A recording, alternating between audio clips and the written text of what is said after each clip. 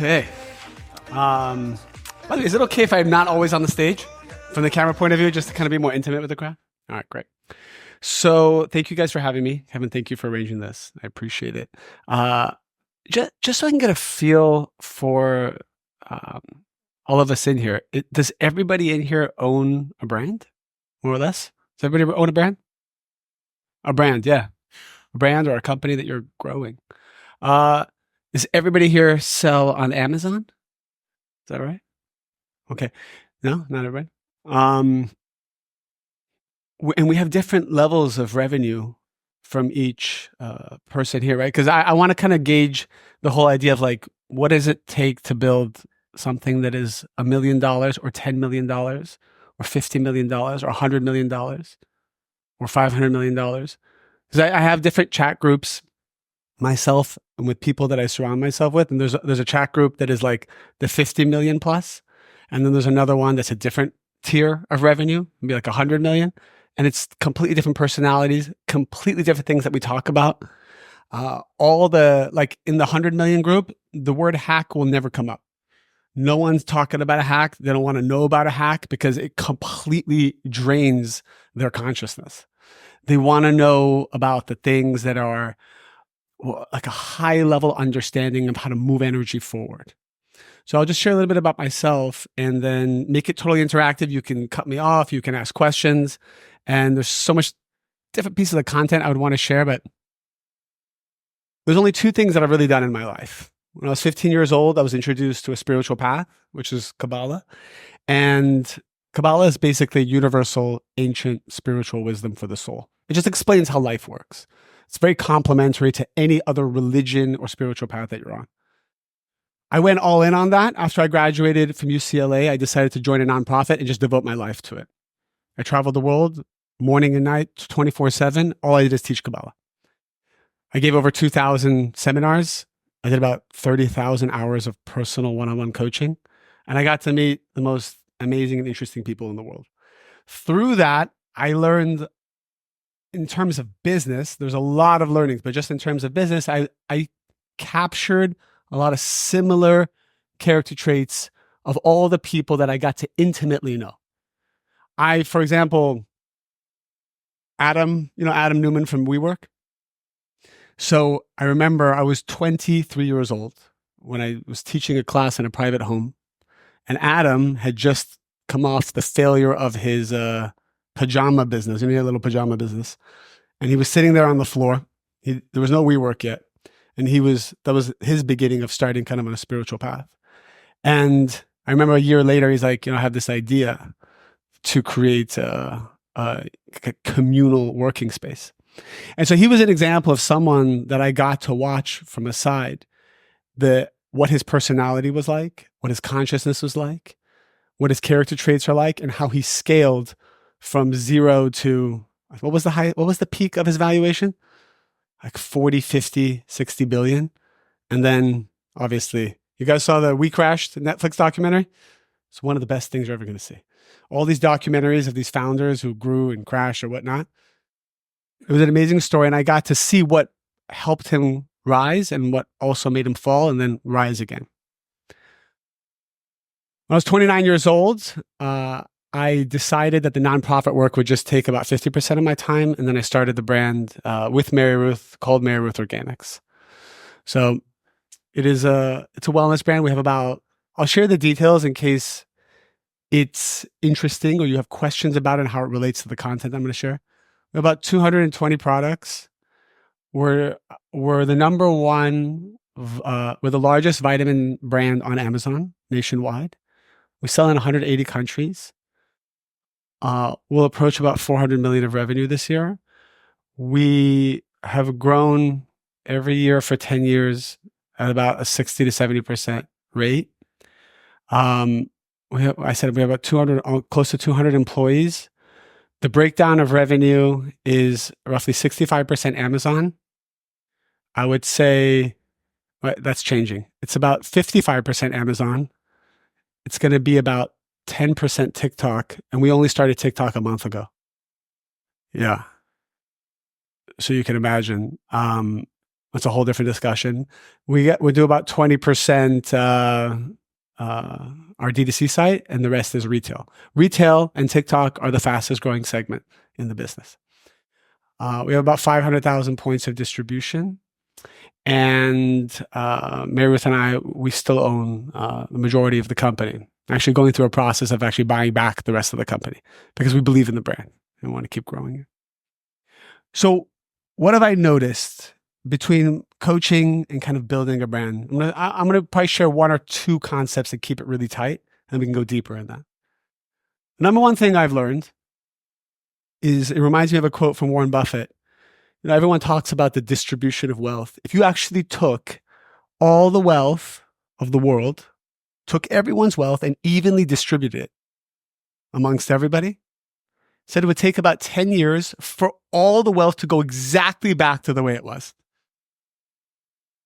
So by the way, do you believe this? It's very true. Why is that the truth? And it's a very simple spiritual concept. It's not political, it's not philosophical, it's not political, it's not philosophical, it's not moralistic. Kabbalah, for example, explains that each one of our souls. So Kabbalah, for example, explains that each one of our container for energy. Is a vessel. The same way, for example, how many ounces is this? 16 ounces. This is a vessel for 16 ounces of Coke. If you pour 18 ounces in it, you're gonna have chaos. If you only have 8 ounces in it, you just don't have enough Coke. You can't sell it. In fact, it's illegal to sell products, right? With what is it called? The slack? What is it called? Something. Fill, slack, something. For example, I learned that if I only put half of liquid in a bottle of vitamins and I sell it on a shelf, I can get sued for that because I'm making it look like it's much more than it is. So this whole idea of a vessel that can hold water, a liquid, wealth. If the vessel isn't there, the energy can't come. Everyone is so preoccupied on how to draw the energy. If you really think about it, everyone's trying to figure out, how do I draw the energy? How do I draw the soulmate? How do I draw the wealth? How do I draw, the right friends and the right people and the right opportunities? But the problem is, it doesn't matter what you can draw if you don't have the capacity to hold it, if you don't have the spiritual vessel to hold it, the energy has nowhere to go. So I'm going to flip to relationships for a moment. How many people in here are in a long-term committed relationship? Raise your hand. Oh, that's pretty good. When I asked this question in Los Angeles, it's like 6%. That's pretty good. When I asked this question in Los Angeles, it's like 6%. This is a very common. So I was teaching a seminar. It was a group of women in Los Angeles. It was about relationships. And so they're all single and they're all type A personalities. And they all said the same thing. We're all looking for our husbands. And they're all very successful. A lot of times people want a type of a relationship. And let's classify that as like a wattage of energy. Let's say it's 1,000 watts of energy. Because you ask people, what are you looking for in a man? What does they say? I know it's like, how is this about scaling a business? And you'll see in a moment. What are you looking for in a man? Is there anybody single here? Okay, what are you looking for in a man? Mind, body. Does it matter if they're ugly? No, you don't care if they're ugly. Doesn't matter. In shape, out of shape.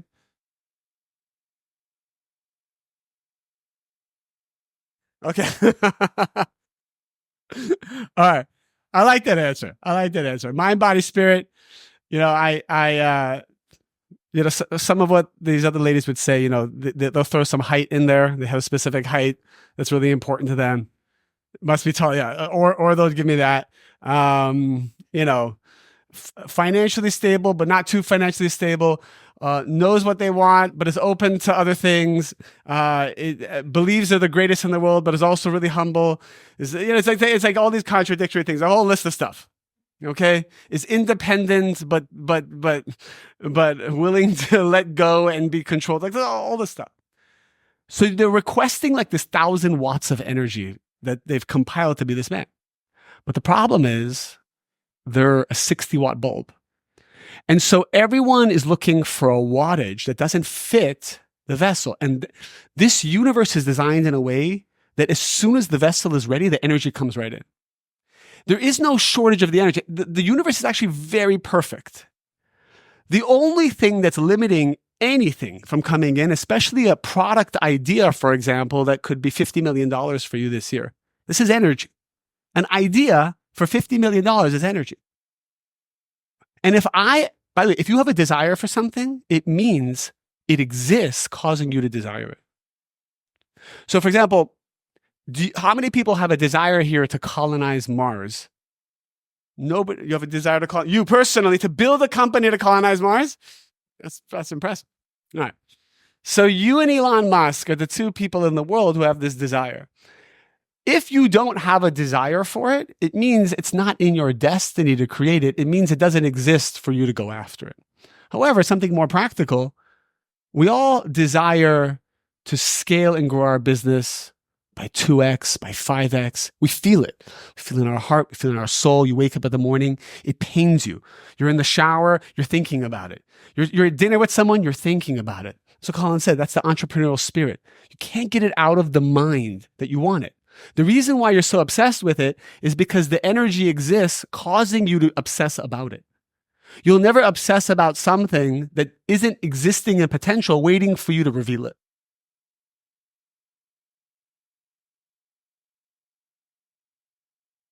So what's the challenge? The vessel is controlled by the belief system about receiving. Okay. So for example, I went to Brazil a couple months ago, and I taught a seminar. And it was 300 people, and it was about prosperity. And all of them kind of shared the same thing. Because of the colonization of Brazil and the way they were treated, there's this guilt and shame around receiving wealth. So even though they say they want to be successful, there's 50% of them that believes they don't deserve to be successful. What we have here is a vessel that's broken because there's a competing belief system. Another example, I know a couple people who are like this, that they know how to scale businesses easily to a certain revenue. Like, I know a guy, he's built 3 businesses. Each time he can get it to 10 million of revenue like that. It's easy. It flows. As soon as he hits 10 million, lawsuits, people quit, there's issues, there's challenges, there's supply chain, and it looks like it's all out of his control. But what's interesting is that 3 times, each time in 3 different businesses, he has problems at the 10 million mark. Can you guys relate to this? And it's anything that you're doing in your own life, you'll notice a pattern. When you hit a certain point, that's when the chaos starts. What does that point mean? That's the point where the vessel stops. So the reason there's a lawsuit, the reason why employees start to become dysfunctional, the reason why all of a sudden you go out of stock or this happens, or by the way, even if you run an Amazon brand, all of a sudden you get suspended. But this happened and that happened. It happened because of something in the consciousness of the founder that limited that energy to come in at that certain revenue. How it happens, it doesn't really matter at that point. Whether it's a suspension or a lawsuit or a supply chain challenge, or your CAC all of a sudden went up. You know, in this group, we talk about, oh my God, Facebook's been shit for us for 3 days. And I asked my team, I said, how's Facebook? They said, oh, it's the best it's ever been. So how can it be shit for one and good for another? There are practical explanations, but I always try to look at what's the spiritual explanation. When I hired my head of retail, I told him, I want us to think really big. He's 40 years experienced. I said, let's get into Whole Foods. And can we make a goal of getting 100 products into Whole Foods this year? He laughed for like 2 minutes and said, I've been doing this for 40 years. David, let's start with 3 products. Whole Foods would never take more than 3 to 5 products. Let's test it for 6 to 9 months. And he gave me a whole thing. I said to him, I hear you. I have no retail experience, but I feel in my soul, we should have 100 products. I feel it. I can't shake the feeling.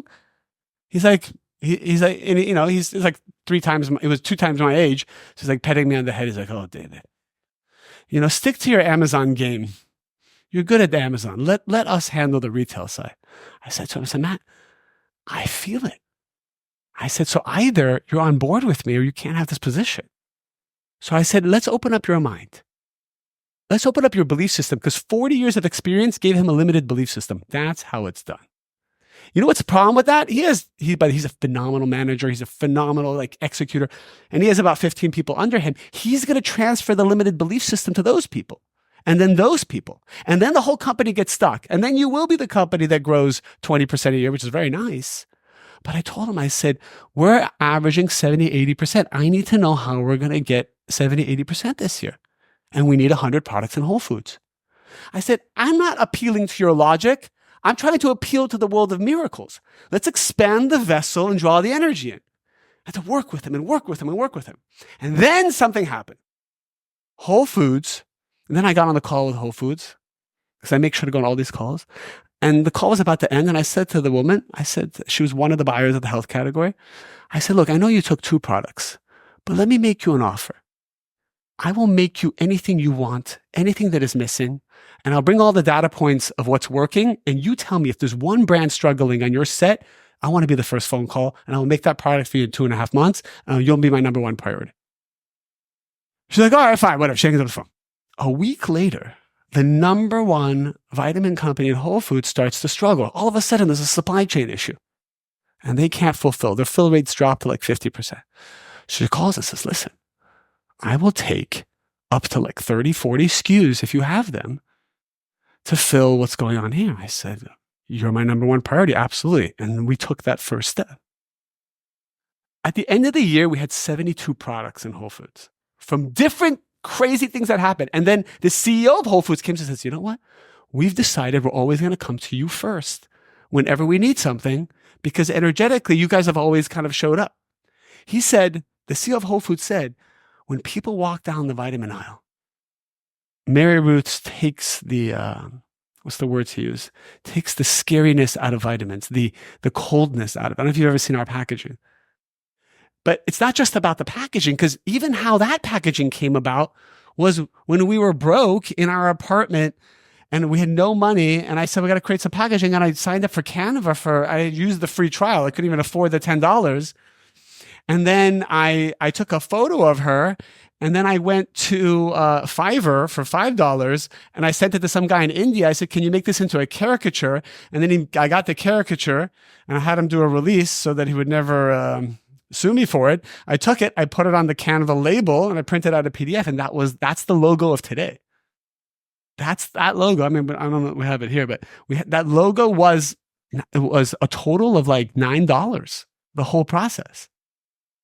So all of this stuff just comes down to energy and capacity and belief systems. Because Elon Musk thinks it's easy. He thinks it's easy to colonize Mars. It's not just about a desire. He thinks it's easy to go to Mars. He thinks it's easy just to build space rockets to him, it's a game. And because he believes it's easy, he manifests engineers, ideas, secrets that have never been received before in this universe, and they all come to him because his vessel is a 1,000,000-watt bulb, so he's drawing 1,000,000 watts of energy that come to him. In fact, you don't even need to leave your house. Just sit at home, and literally, if you expand your consciousness, expand your desire, expand your belief system, which I'm making it sound simpler, there's a lot of work that goes into it. Colin said, you need coaches, and spend a lot of money on coaches. Spend a lot of money on being around successful people. Spend a lot of money on events like this. Because I come to events like this because, I'll tell you, as an Amazon seller, one thing I realized was when somebody said, go sell on Shopify, you know what I said? I said, oh, Shopify. We're going to retail. All I heard was retail is so hard. It takes years. So my belief system was that Shopify was, and retail was, and international is even scarier. So for 5 years, I didn't draw the success in those areas because my belief was that it was hard. And then I came to a conference, a Shopify conference, and I met people who were scaling $50, $100 million on Shopify. And I said, hey, my name is David. I'm doing $50, $100 million on Amazon. He's like, well, I'm doing $50 million on Shopify. I said, why don't you go on Amazon? He's like, Amazon? It's like, and then I got the list of all the limited belief systems about Amazon we've all heard. What are the stupid limited belief systems we've heard people say about Amazon? They take too much. Oh, the 15%. It's too much competition. Here's my favorite one. I don't keep the customer. I don't keep the customer. In the last 10 years, the only stable channel has been Amazon. When the pandemic hit, retail was wiped out. When iOS hit, Shopify was wiped out. And when I talk to PE companies that say, oh, well, we're going to value your company less because you're Amazon, but I'm like, you should be valuing me more. I talked to a PE firm. I said, I want you to go talk to all the brands. It's the most stable channel. It's the most profitable channel. It's the most consistent channel. And the customer is going to go wherever the hell the customer wants to go. You don't own the customer. Nobody owns the customer. So just be available everywhere. The reason why Coca-Cola does so damn well is because when you're thirsty and you look to your right, there's a Coke sitting there. So you grab it and you buy it. And if there wasn't a Coke, you would be whatever else is there. So the point is, be everywhere. That's how it's all about the customer. It's all about the customer. So going back to what we said, the first main lesson is to find out two things. Number one, if you think something is hard, you can never draw the energy because it means you don't have the vessel for it. The best thing to do is to spend time with people who think it's easy. So when I hung out with my Shopify friend, he's like, oh yeah, it's so easy. You just do this and you just do that. And you make a little Facebook ad, you run it like this. I looked at him and I said, this is crazy. And we're gonna spend, our budget for influencer marketing will be close to $20 million this year. And 2 years ago, we had no influencer marketing. Why? Because I thought it was hard and I thought it was this and I thought it was already saturated. And, two people overquoted me. And I said, screw this world. And I went somewhere else. And then I met my Shopify friend. And he's like, David, let me show you something. And he showed me this Excel spreadsheet. He's like, look, this is what we do. We reach out to 1,000 customers a day and we say, create us UGC content and we'll pay you $50 for it. We have join brands type stuff that do it today. But back then it was pay us. So he basically gets 1,000 pieces of content. He has 3 editors that the very next day create 1,000 hooks and then create all these different kind of content. Then they launch 1,000 ads. Then they see how it works for a day. And then they kill 99% of them. They scale the other ones and they keep doing that over and over again. And he showed me the whole process. I said, wow, this is so easy. He said, yeah, it's three VAs from the Philippines and, this editor from Romania. And, my payroll is about, $40,000 a year. And he's running this 10, 20, 30, $40 million influencer business. And his performance marketing. I said, wow, that's so easy. I went to my team. I said, guys, it's so easy. And the team's like, this is so easy. And then we started an influencer company and influencer side of our business. Which will do, close to $40, $50 million in this year. After just 2 years ago, we had nothing. So I kept going to these conferences and meeting people. That's what I ask people. I'm like, what are you really good at? I'll even go to someone who I think is a good dad. And I'll be like, you're a good dad. He's like, yeah, it's easy.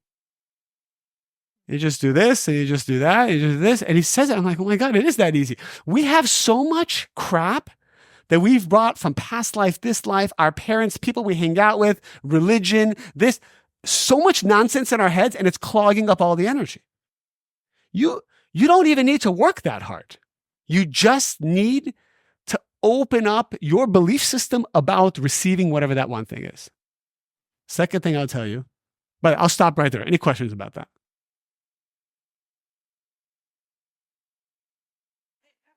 Yeah. Let's get you the mic real quick. I'm listening. I'm just grabbing my water. Okay, so I do this thing with my clients where I make them take their finger like this. I showed it at lunch yesterday. Yeah. And I have them take their fingers like this and then put it by their ear and make this noise. If you do it, you guys can try it. Feel it. You can hear it. And then I say, this is when you start to feel like it's a struggle. This is me whispering, it's so easy. This is so easy. So I'm obsessed with what you're talking about right now. And I would love to know what tricks, and I know you said you not hacks, but what are the storytelling is really helpful. Yeah. But what are the ways that, or what are some ways that you help people who seem to be so clouded in that space where they're really committed to this struggle and to help them to expand their vessel? First, I never hire them. So, so the interview process, I could care less about your experience. I'm more asking, what's your belief system? So the top people in my company today, besides a few executives that were hired seasonally as seasoned people, in the interview process, I remember I would ask them, what do you believe? Like, what's possible? Like, what's the work ethic? And you can tell the limited belief systems in the beginning conversation. I said, how do you feel? Because here's the thing. If they don't have a belief system about receiving endlessly, they are subconsciously sabotaging the company. Because do you think my PDI department, my innovation department, wants to hear from me 100 more ideas about the next vitamin? They're praying every day that I don't call them, because their cup is already full. Their vessel is already so small, and they're not thinking. Now, I have other people who call me every day and say, David, we need more. We need to grow more. This is not enough. I understand we're meeting the budget, but I feel this pain in my heart that we can't grow. Those are the employees you want. Because what they do is then they draw down more wisdom, more ideas from the, the collective consciousness, however you want to put it. But it all starts with the founder. What I realized is going for our brand is that most founders get burned out right around that 100, 200 million mark, and they sell to Unilever, and they sell to Nestle, and they sell to Procter & Gamble. And then what consciousness is there? The best consciousness. All we need to do is grow 5% a year. We need to make more profit. We'll cut the ingredients. Amazing. And what happens to all these brands, more or less? They all begin to fail. A couple of them grow because there's more distribution, fine. But the public feels energetically something's wrong with the brand, because the founder with their infinite wisdom is no longer there. Now it's like 40 executives all making competing decisions that's best for the company and not for the customer. And that's where my competitive advantage comes in energetically. So when you're walking down the aisle and you see, 90% Nestle products, and you see a Mary Ruth and something, you feel something. It's because whoever the founders are, or whoever sits at the top, is energetically responsible for everything that happens all the way down to when the customer touches the product. Are you with me so far? This is so important. So your customers can feel everything. So if we have a limit, so let's go back to my friend who keeps getting stuck at 10 million. I went to him, I said, look, you keep getting stuck at 10 million. What is it about 10 million? And then we got to it.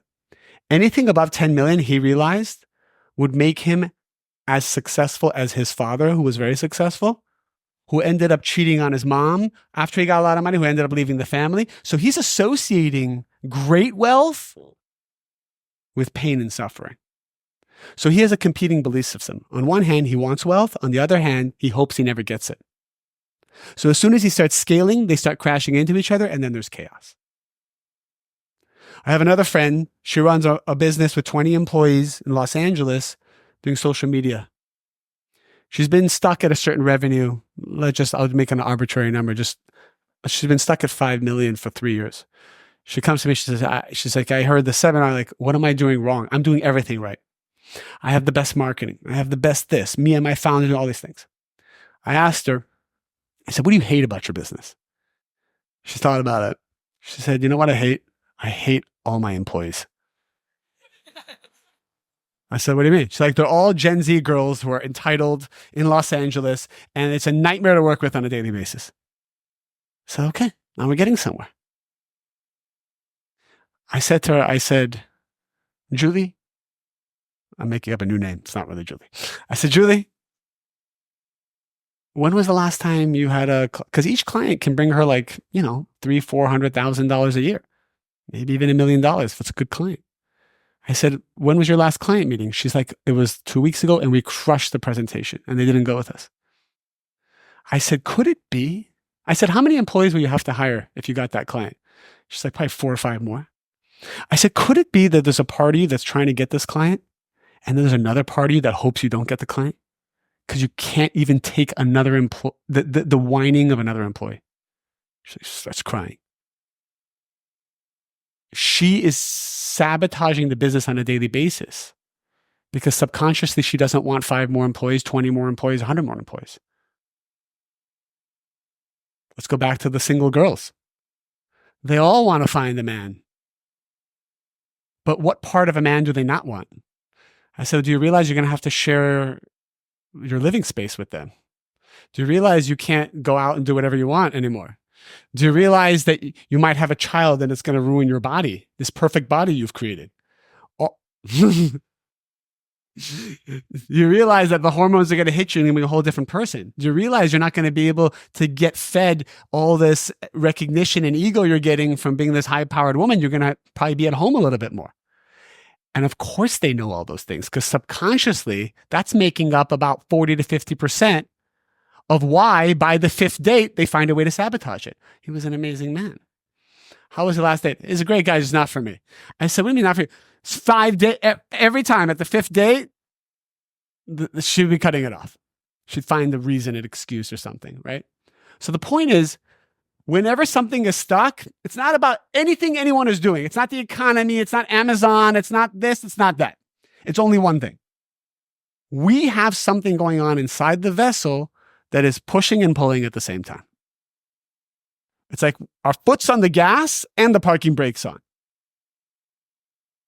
Because I know people, anywhere I put them, they'll be successful. Any industry, anything. Just, these kind of people, you just put them somewhere, and within a year, they can make it successful. They don't know anything about the area, but they're so good at it. They're so good at just drawing it from the upper worlds down to them. All right. I know there was some more questions in that question. Yes, please. Let's get the mic. Sorry, I had my hand up earlier. I'm wondering, with those blockages, right? Like, I believe people can only basically perform to the level of their unhealed trauma, right? Correct. And you're talking about all of these blockages and everything. And some people have strong religious beliefs that it doesn't matter where their blockages, they're always going to remain there because that belief is more important to them than getting past that trauma or whatever. But how do you, when you're talking to people like that, how do you help them get past that to get over those things so that they can get past the 10 million, they can get past the employees, What do you do there? I mean, the answer to this obviously is there's deep work we all have to do, right? And we have to do it proactively. I would every day, this is kind of where it leads into Kabbalah. I don't want to make it about that right now, but learning Kabbalah has helped me pretty much identify and overcome things as they come. But some practical things is, again, spending time with people who don't have it through osmosis. You're naturally going to get there. When I plugged in the thing about Adam, 9 years after that first encounter I had with him, he reached out and he's like, let's meet out of nowhere. I hadn't spoken to him for a while. I said, okay, I would love to. He's obviously on a much more successful level than I am. I want to spend time with people like that. And he said, what's your goal for the business? I said, grow it like this and go here. And I think it could be a this and it could be a that. In 30 minutes, he made me feel like the worst human being. I wanted to crawl. And he's like, oh, you got your $100 million revenue. he's like making all these faces. And he's like, why aren't you thinking about how to make this a $10, $20 billion company? As soon as he said it, I got panicked. I said, no. I said, no, this is too much. This is too much stress. This is too much. And then I saw all of my own stuff coming about how I like things safe, how I like them methodical, how I don't like to take big swings, how I don't like debt, how I don't like any of these things. I like to just be very that's my thing. And he helped me see that it was actually much easier than I thought. And when I started to realize that he's just awakening my own limitations and then I work on that, I saw the energy move. I saw the team get product ideas. That's when TikTok opened for us. Then all these things started to open, and the universe sent him to me to show me my limitation. And as a co-founder, if I can overcome that limitation, then it trickles down to the 200 employees and to the products, and then it opens up. I'm thinking of so many founders in our space. I respect them so much because they are just unlimited in the way they think. Now, they may have other issues in other parts of their lives, by the way. They may be disasters in their marriage or their relationships, but they have no limited belief systems about business. That's one. The second thing I'll tell you about how to overcome it, what I told the woman with the social media company, it's very simple. We just have to retrain our brain. I'm giving a very simple tool, but I will talk to myself and say to myself the opposite of what my trauma is telling me. So much so that the trauma is overdone by my new belief system. Okay. And before I go to the second topic, anything else you want to ask about this? Yes. You go, Bia. I don't usually need this. Okay. This is something that I love talking to people about is like, what does success mean to them? Because there can be this like unlimited belief in terms of like, I can grow and grow and grow. But there's also something to what is that person's personal goals? What makes them happy? For some people, building $1 billion company isn't what's going to, Correct. thrill them or make them whole. Correct. So yeah, curious your thoughts on that. For me personally, or in general, how I look at it? General, because like when it comes to limiting beliefs, I think that it's a very interesting topic, and I think it is individual to each human, like where they're at. And also it's kind of weird. It's like you don't want to hold yourself back, yes, right? But you also don't want to believe that there's this unlimited amount of ambition that you have to have, correct, in order to find your whole spirit. It's a very deep question. There's a lot of secrets actually to what you just asked. And I'll give you one. I'll give you one answer. Because I've failed at that, and I've taken on more than I could handle, because it came from a place of fear and lack. And every time I did that, anytime you do anything from fear or lack, it will be destroyed. That's the rule. The seed level of something being fear and lack is destruction. During the pandemic, I saw all my friends making money off of like masks. I said, this guy's fucking making $500,000 like every 2 days off a mask. One of my close friends. So I went to my team. I said, guys, go make an organic mask. And they're like, David, it's very off brand for us. Like, it's the last thing we should be doing. He said, worry not. Every day I see the numbers they're posting. Disaster. Supply chain. For them, it was smooth because it was on brand. They're like a clothing company. Like, we're a vitamin brand. So it came like a kids brand, like we're a kids brand. It was so off brand. It came from such a place of fear and lack that I think we wrote off like $1 million, the whole nonsense, and it wasted everybody's time. After that, I told myself, 1 second here.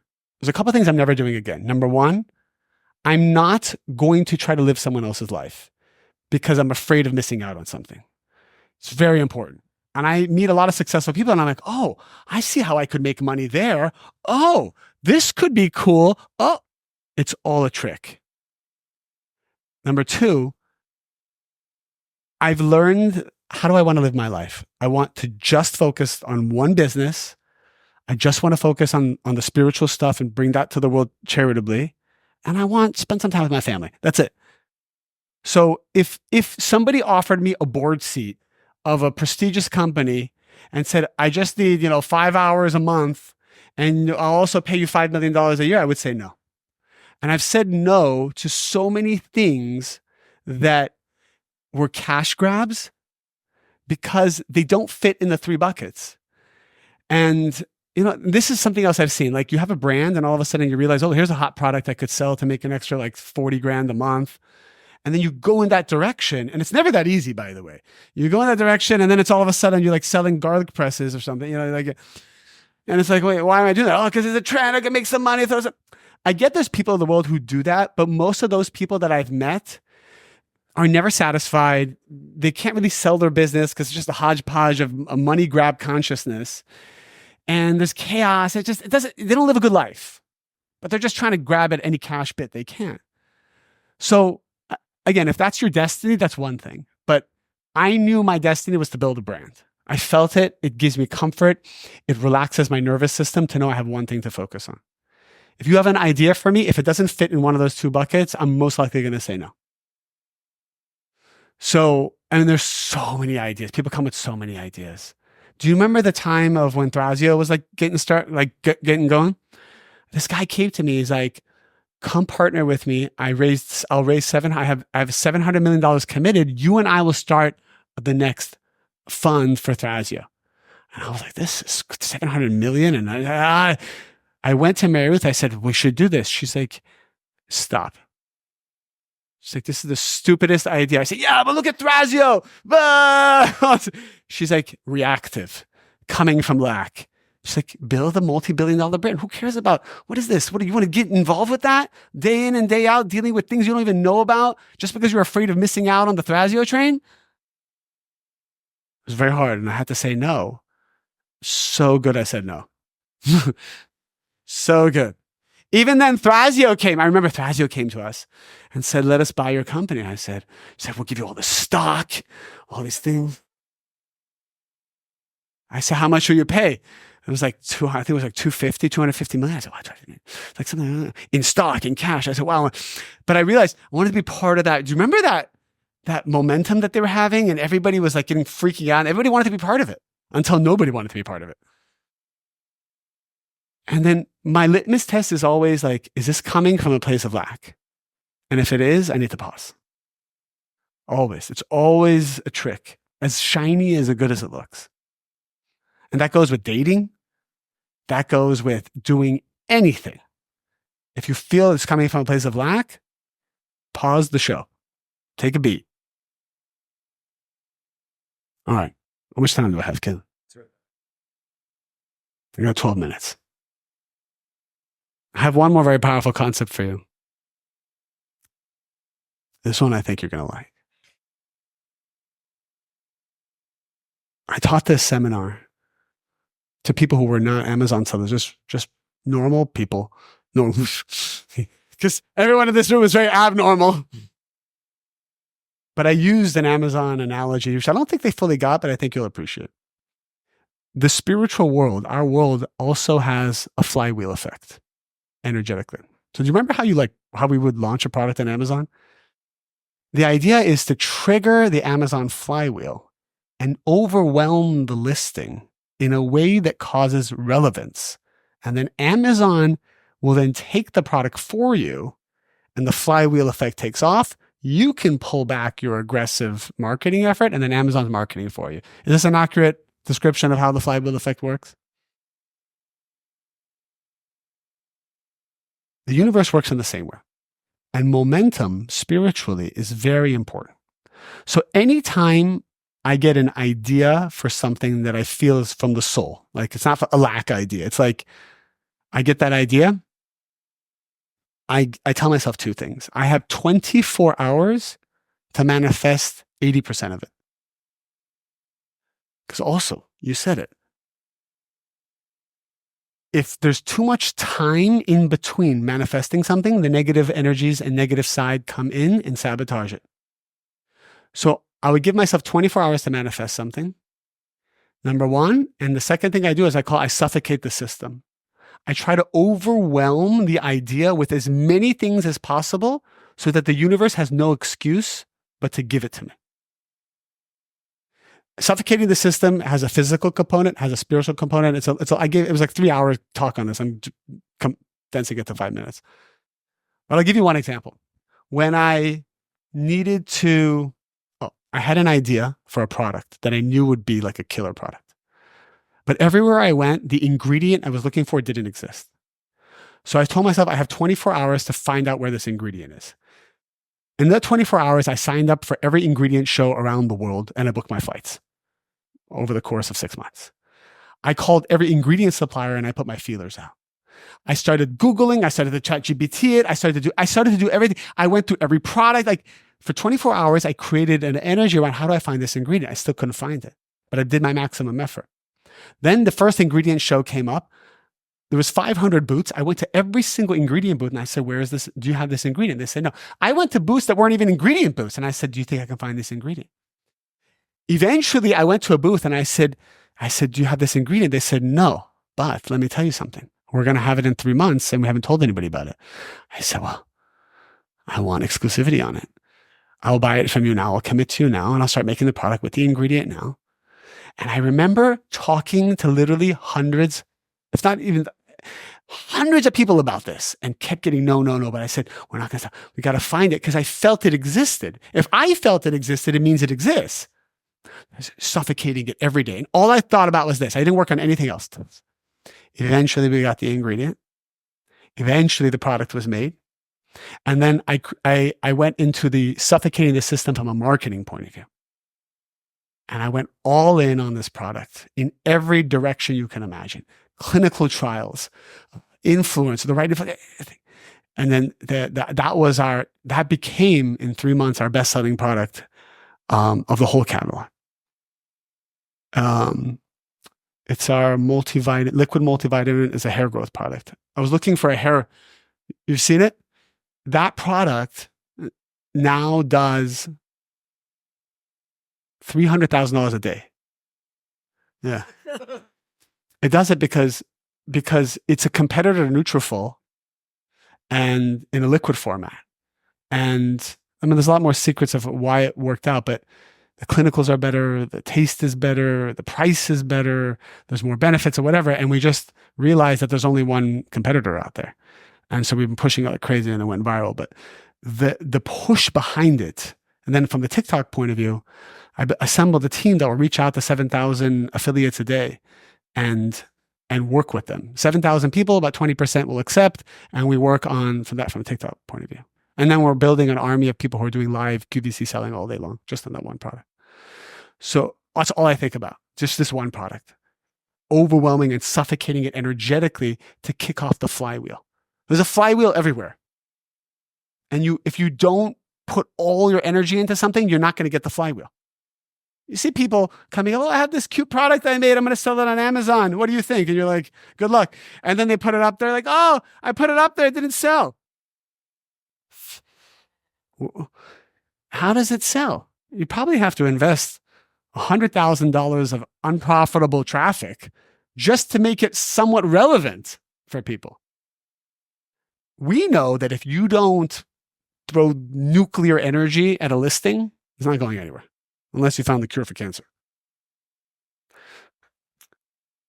I'll give you another example and then we'll close. I remember we had to fire our head of customer service. We have 50 customer service people. And we realized we're not going to make the same mistake and hire somebody with limited consciousness. We want to hire the best. It's worth paying an extra $50,000 a year to hire the best when you have that big of a team. So my head of HR, she's like, all right, we're going to hire a recruiter. We're going to create the JD. We're going to go through the proper channels. I said, how long is it going to take? 3 months, 4 months. I said, we're not waiting 3-4 months. So I said, give me 24 hours. I was on a plane at the time. And I went and I Googled best customer service companies in the world. You got the US, Newsweek, Times, like everyone had the ranked, and I found like 20 companies. Then I went on LinkedIn and I created a bespoke, and I wrote it out myself. It wasn't copy paste. I wrote out bespoke for about 50 candidates between these 20 companies. The VP, the senior director, and the director at all these companies. And I always offered them the job that was right above their title, by the way. That's a big secret. The director, I offered a senior director role. The senior director, I offered a VP role. The VP, I offered an executive VP role. I don't care what the titles, but they do. If you ever want to get somebody, just a little bit over. I wrote 50 emails in about 45 minutes. And then I went to sleep for like an hour on the plane. 2 hours. I woke up. Of those 50, I had like 8 responses. I wrote back to those 8 people. I said, I have 24 hours to make this decision. Can you meet me for an interview when I land in 4 hours? Of those 8 people, I think I scheduled like 5-6 interviews.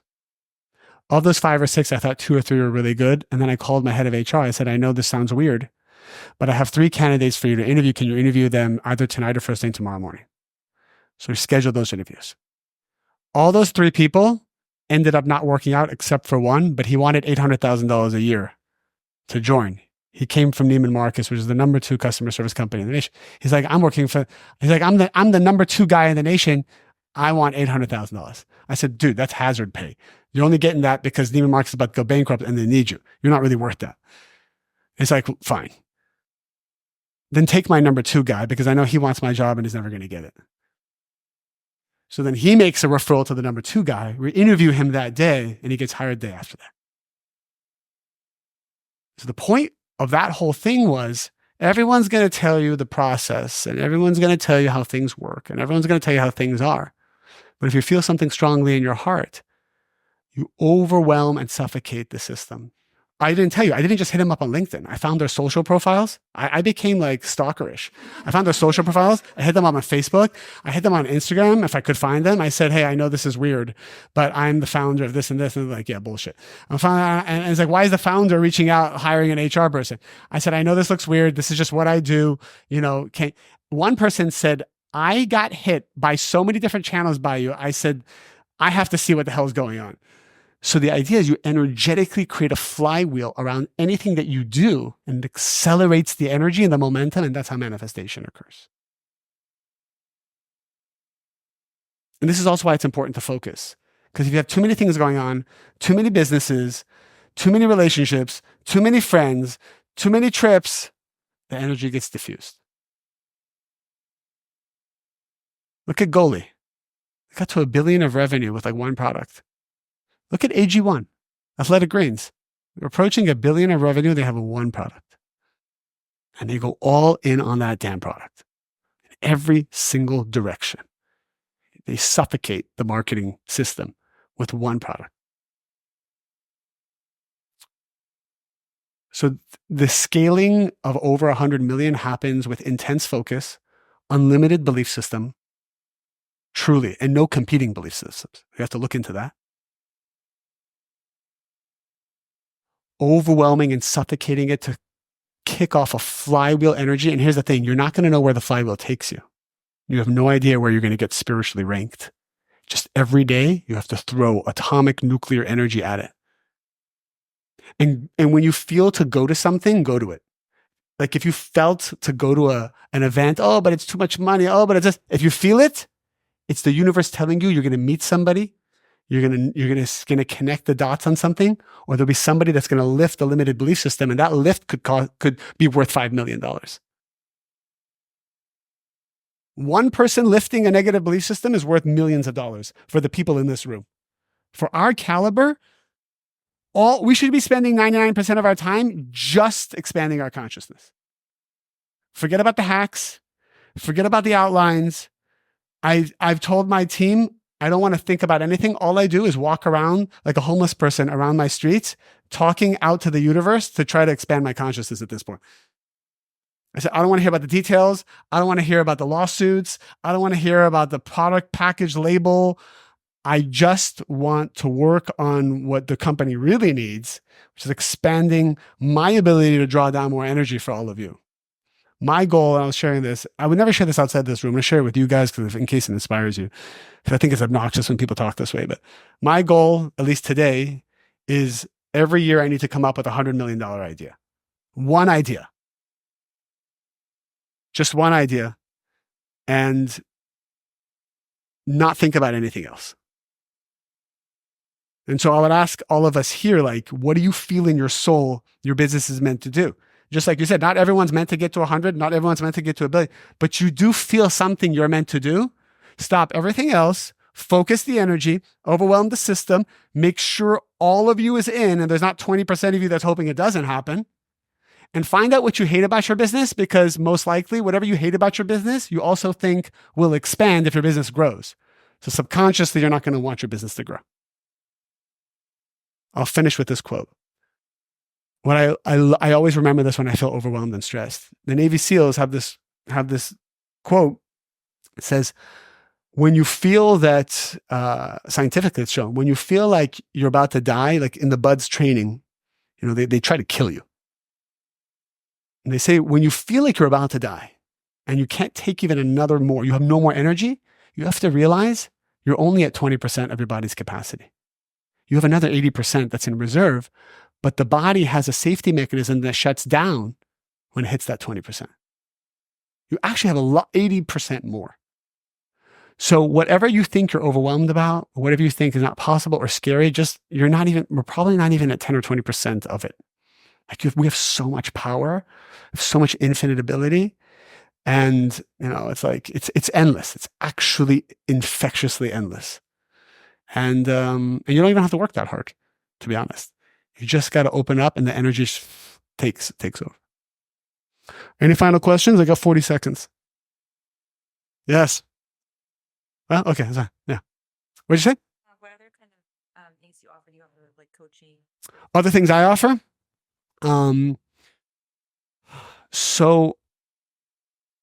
It's interesting.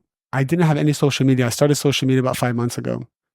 And so I started to post this content on. And I had a person that I talked to about this 10 years ago. He was broke. And he said, and I taught him this lesson that we're learning now. And he said, will you meet with me every week for 5 minutes? And I promise you one day I'll pay you back. Something in my heart felt to do it. Normally I would never say yes. And this was all for charity anyways. I met with him every week for 5 minutes for 7 years. One day he calls me and says, I have a gift for you. I'm gonna wire you a donation for $2.5 million. He built a company, sold it to American Express for $300 million in that 7-year span that I didn't even know. He's like, I want you to take this money and build a masterclass around this content and give it for free to the world. And that's what we did. So they had a Hollywood studio come and film me teaching this content. It's about 10 weeks long, 10 hours. And it's all for charity. You can just pay whatever. You can pay $1, you can pay nothing, whatever you want.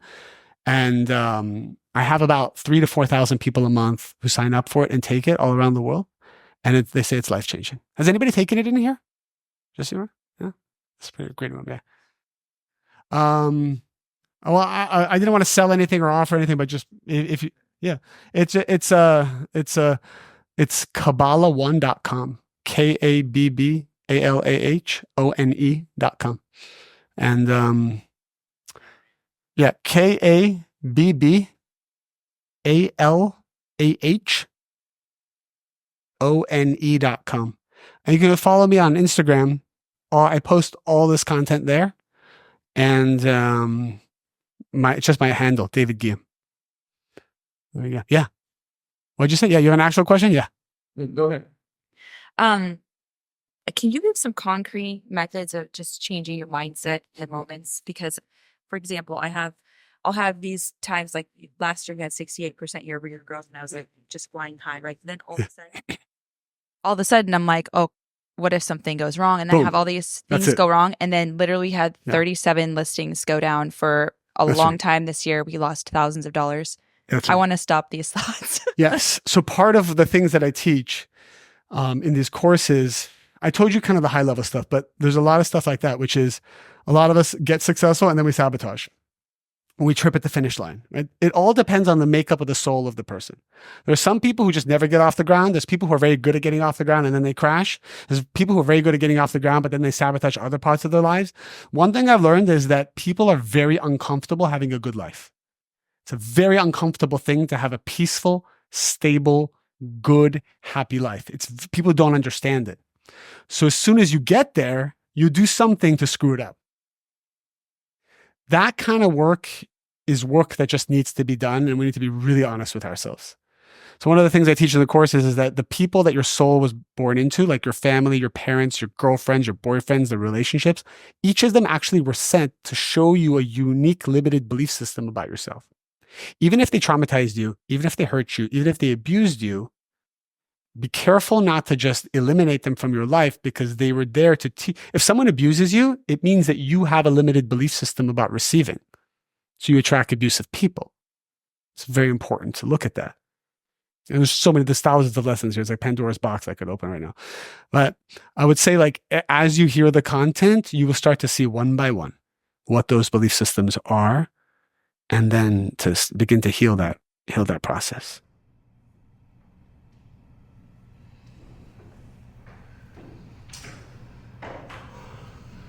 Anything else? Amazing. Thank you. Thank you. Amazing.